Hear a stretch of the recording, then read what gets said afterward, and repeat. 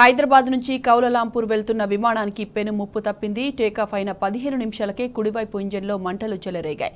ఆ మంటలను పైలట్ గుర్తించి వెంటనే ల్యాండింగ్కు అనుమతి కోరారు. దీంతో కొద్దిసేపటి పాటు విమానాన్ని గాల్లో చక్కర్లు కొట్టించారు ఏటీసీ అధికారులు. ప్రమాద తీవ్రతను గుర్తించి అత్యవసర ల్యాండింగ్కు అనుమతించారు.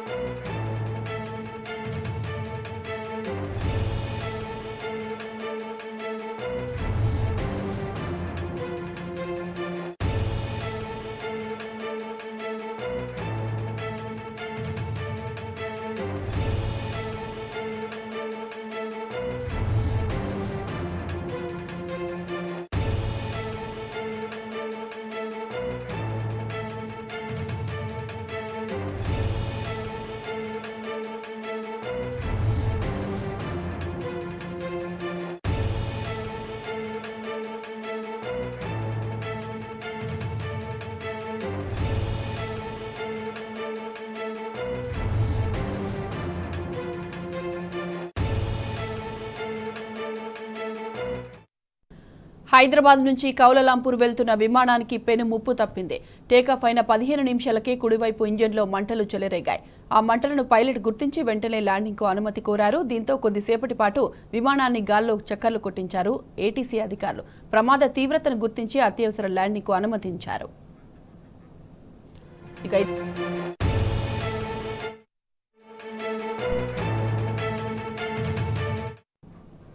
ఇక డీటెయిల్స్ మా ప్రతినిధి భాస్కర్ అందిస్తారు. భాస్కర్, హైదరాబాద్ నుంచి కౌలాలంపూర్ వెళ్తున్నటువంటి విమానానికి హైదరాబాద్ ఎయిర్పోర్ట్ లో ముప్పు తప్పింది. టేకాఫ్ అయిన 15 నిమిషాలకి కుడివైపు ఇంజన్ లో మంటలు రావడంతో మంటలను గుర్తించినటువంటి పైలట్ వెంటనే ఆ ల్యాండింగ్ కి అనుమతి కోరుతూ ఏటీసీకి సిగ్నల్స్ పంపారు. కొద్దిసేపటి పాటు విమానాన్ని గాల్లో చక్కర్లు కొట్టించినటువంటి ఏటీసీ అధికారులు ప్రమాద తీవ్రతను గుర్తించి అత్యవసర ల్యాండింగ్ కు అనుమతించారు.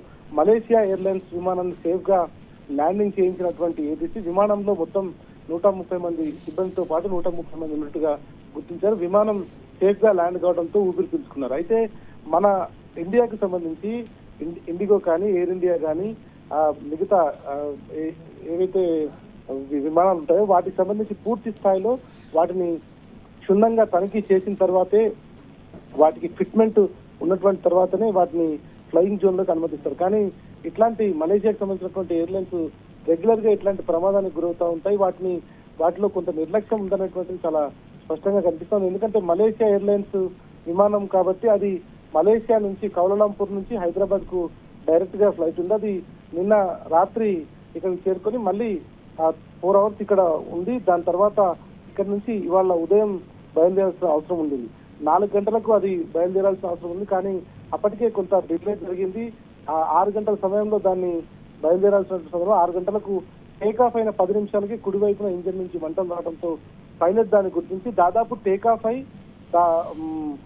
సిటీ అవుట్స్కట్స్ అంటే దాదాపు ఒక 15 కిలోమీటర్ల ఎత్తు వరకు వెళ్ళిన తర్వాత దీన్ని గుర్తించడంతో ఏటీసీ అధికారులకు సమాచారం ఇచ్చారు.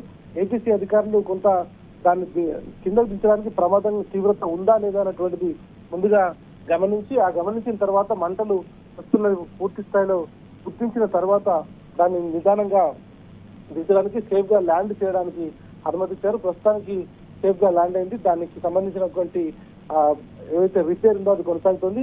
వేరే ఆల్టర్నేట్ విమానంలో ప్రయాణికులందరినీ కౌలాలంపూర్ పంపడానికి ఏర్పాటు చేస్తున్నారు మలేషియా ఎయిర్లైన్స్ సంబంధించినటువంటి అధికారులు.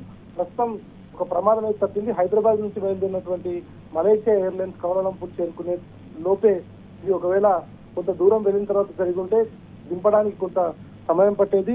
టెక్నికల్ గా చాలా ఇబ్బంది ఉండేది. కానీ అప్పటికే పైలట్ గుర్తించడంతో చాకచక్యంగా ఏటీసీ అధికారులకు సమాచారం ఇవ్వడం తర్వాత నిదానంగా దాన్ని కింద దించడంతో ప్రమాదం అయితే తప్పింది. దీంతో 130 ప్రయాణికులు సిబ్బంది ఊపిరి పీల్చుకున్నారు. Right Bhaskar, thank you.